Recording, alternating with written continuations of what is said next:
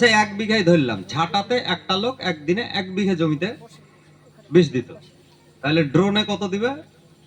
ড্রোনে একটা কৃষি শ্রমিক 1 ঘন্টাতে 500 বিঘা জমিতে বিষ দিতে, 500 বিঘে, তাহলে 500টা 499, 1 ঘন্টাতে 499 লেবারের কাজও খেয়ে নিল। তাহলে এই 499 লেবার কোথায় যাবে তাই বলেন? ক্ষেত মজুররা কোথায় যাবে?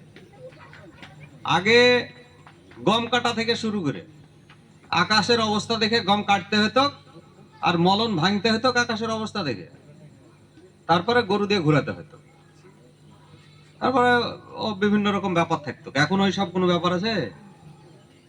এখন গম জমিতেই আছে, চালিয়ে দিল, একটু কাঁচা থাকলেও হবে, ও ফিনিশ হয়ে গেল। ধান তাও তাই।